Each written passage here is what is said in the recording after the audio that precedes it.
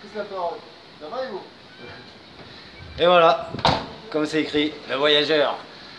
Alors cette vidéo elle est, c'est une petite dédicace aux youtubeurs comme ta mère.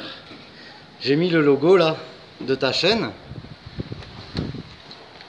Alors voilà la petite dédicace que je vais te faire parce que j'aime bien ton concept. J'aime bien ton concept paix et fraternité. Alors Hugues, paix et fraternité comme tu dis à chaque fois. Alors je vais faire comme toi pour passer le relais. C'est un acte de fraternité parce que c'est du partage. Alors voilà, la première question. Chris. Hop. Bonjour. Salut les amis. Que veut dire la fraternité pour toi? Ah, grande question. Ah, fraternité. Bon, en tout cas, pas au sein de la famille. Ça, c'est une chose que j'ai appris depuis le temps.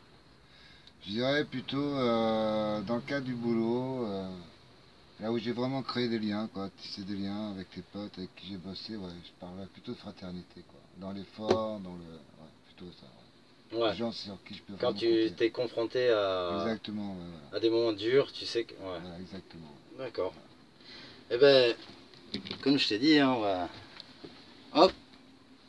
Alors je t'en prie.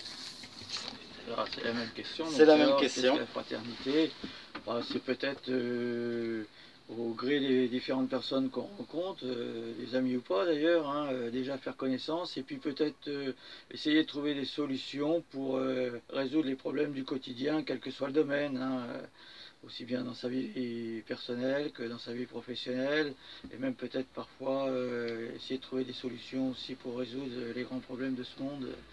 Bon, qui sont peut-être jamais résolus d'ailleurs, mais enfin tout du moins essayer de le faire. D'en parler, Voilà. c'est l'échange, le partage. Voilà. C'est le fait de se rencontrer, de parler qui fait que voilà, on essaie de se trouver des solutions et puis là on vous les partage. Alors la deuxième question, je vais te la poser à toi directement. Allez. Alors, on va faire en 3 questions. Alors, la troisième, ça va être la fraternité.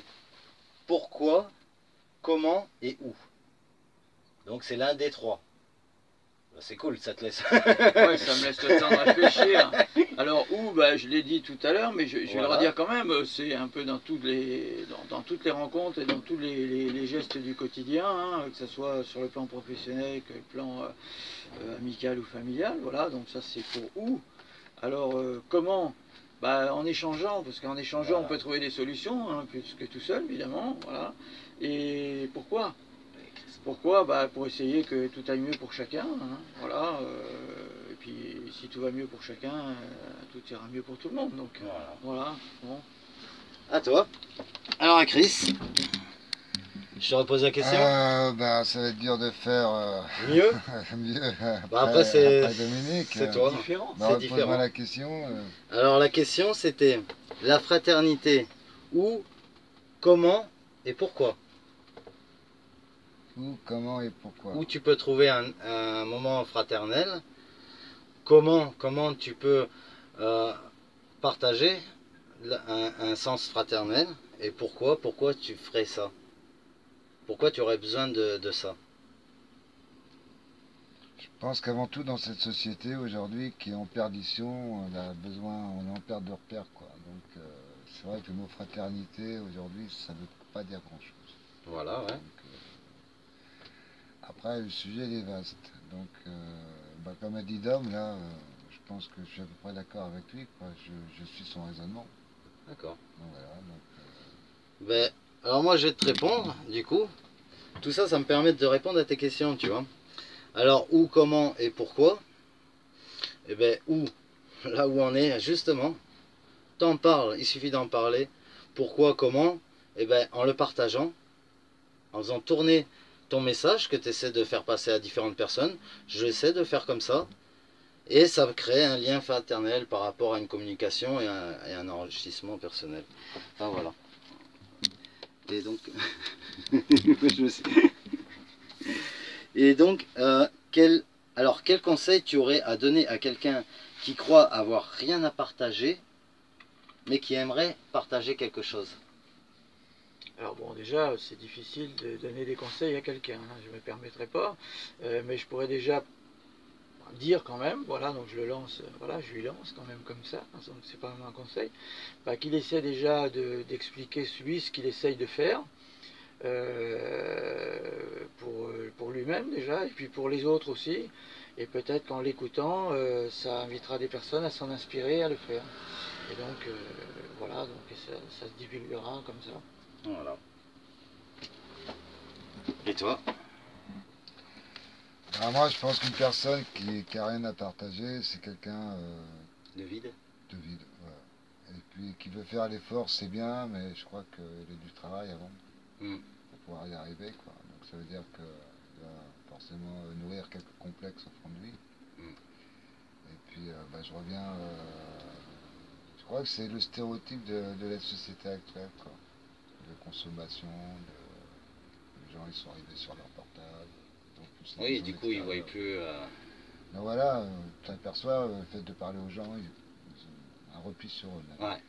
Donc, je pense que c'est ça. Voilà. Ouais, En fait, c'est pas ces gens-là qui m'intéressent. Et non, c'est vraiment le contact réel. Carrément, ouais. Qui permet justement de tisser des vrais liens, et surtout voilà, de je pouvoir... pense que le gouvernement qu'on a actuel fait tout pour casser ça. Oui, bien sûr. Voilà. Oui, parce que si on commence à parler d'un sujet tous ensemble, se réunir, à commencer à vraiment à élargir à tel sujet, c'est vrai qu'après, tu arrives à certaines solutions qui peuvent être intéressantes, et quand tu vas commencer à le disséminer de partout, passer le message de partout, ça va peut-être révéler d'autres idées, ou ça va révéler des gens, tiens, il faut réagir, ou etc.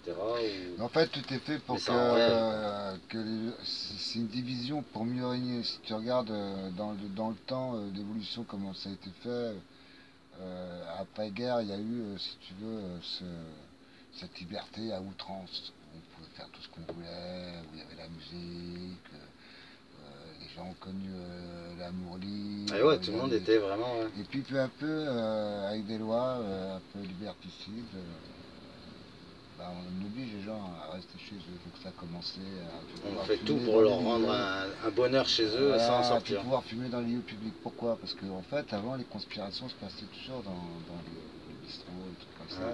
C'est un endroit convivial où les gens pouvaient se retrouver. Après, les gens n'ont plus le droit à un niveau d'alcool. Prendre de volant, donc ça oblige les gens à rester chez eux. Après, il y a toujours des trucs qui font que... on oblige, c'est une sorte de couvre-feu en fait, avant quelque chose qui risque de se passer dans pas longtemps. Voilà. Qui est sciemment organisé, mais on rend la populace complètement aveugle. Ouais, voilà. C'est malheureux. Je pense qu'il faudrait qu'il y ait un réveil au niveau des gens. Donc voilà, c'était une super bonne réponse. Et bien moi pour le côté pour la question c'était, je la relis, hein, excuse-moi. Quel conseil aurais-tu à donner? Voilà, je ne me permettrai pas non plus de donner un conseil, c'est à chacun déjà d'avoir envie de partager quelque chose. Si tu n'as rien à partager, c'est impossible, tu as toujours quelque chose à partager. Ne serait-ce par exemple, rien que le fait que je suis tombé sur tes vidéos paix et fraternité, ça me donne envie de partager. Donc même si j'avais rien derrière à partager, rien que le fait de voir ta vidéo qui m'a inspiré, je la partage. Donc voilà, moi c'est par exemple. C'est mon truc. Bon bah sur ce, je vous dis au revoir. Ciao. Allez. Ciao les amis. Paix et fraternité, Hugues. Dédicace, mon ami.